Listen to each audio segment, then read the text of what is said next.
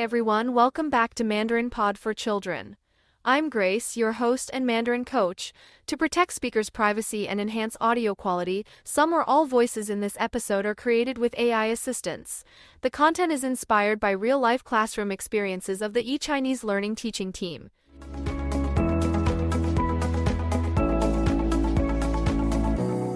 If you've ever asked your child to repeat a Mandarin sentence they just learned and they freeze or refuse, this episode is for you.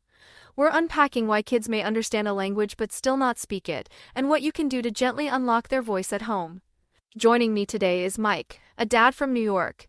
His 8-year-old son Jake followed along perfectly in Mandarin class, but at home, silence. Mike, thanks for being here. Thanks for having me, Grace. Yeah, it was baffling. Jake could ace quizzes and follow instructions in class, but at home, no Mandarin, nothing. Let me guess, you tried all the classic methods: flashcards, speaking prompts, rewards. All of them. I even tried, say 3 Mandarin words and you get dessert. Oh, the dessert deal, I've heard that one before. Yep.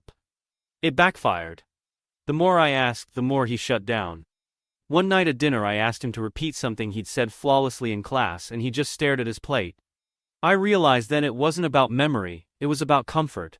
That kind of reaction is common, especially when the home environment feels performance-based.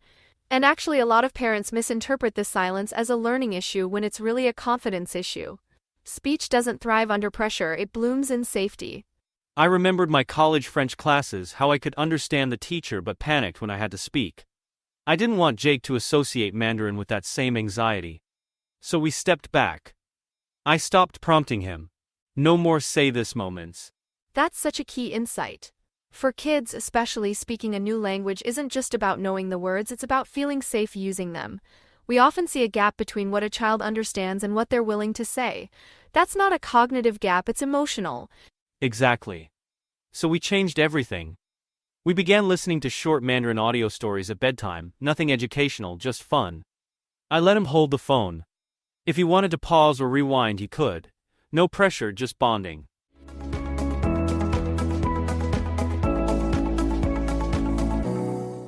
That's brilliant. No spotlight, no stress, just Mandarin as a shared experience. And when a child gets to lead that experience, they build what I call language ownership. Right. And slowly he got curious. He'd ask, "What does that mean?" or "Are they in a forest?" We'd guess together. Sometimes he'd act it out with toys. And then, it happened. One night he just said a word from the story. Then another, a few days later. That's spontaneous speech on his terms, which is what we want.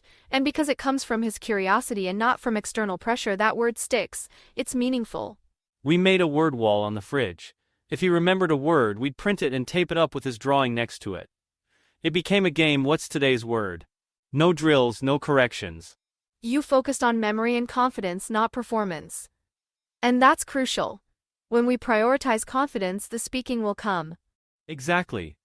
And we added a breakfast game. Pick a word and point to something it describes, like yellow for eggs. No full sentences, just fun, stress-free association. We also started making silly songs with the words. He loves music. These strategies are fantastic, and for any parent listening, even if your home isn't bilingual, you can absolutely support your child's Mandarin journey. Totally. I still don't speak Mandarin, but I do show up. That's what gave Jake the confidence to try. Sometimes he even teaches me a word. Exactly. And here's something I really want every parent to hear: you don't need perfect pronunciation, grammar, or lesson plans. What your child needs is an emotionally safe space, one where trying is celebrated. Mistakes? Totally fine.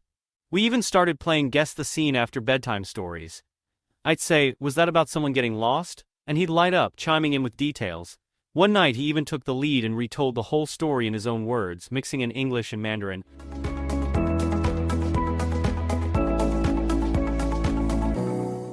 That blend of languages is totally okay, it shows comprehension and comfort. And honestly, that's the phase right before full expression. When kids code switch, they're showing off how much they really understand. Let me break this down for our listeners with a few takeaways. First, don't ask your child to perform. Instead, create shared experiences where Mandarin is in the background, like stories, music, or cartoons. Second, let your child lead. Hand them the device, let them choose the story, pause or guess when they want. When they feel in control, they feel safe. Third, celebrate effort, not accuracy. If they try a word, even if it's mispronounced, cheer them on like they won a medal.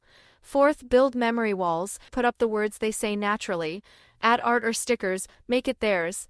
Fifth, use mini games. Breakfast word hunts, story guessing, or silly songs in any language mix build confidence without pressure. Mike, your approach was playful, patient, and powerful. Thank you for sharing it with us. Thanks, Grace.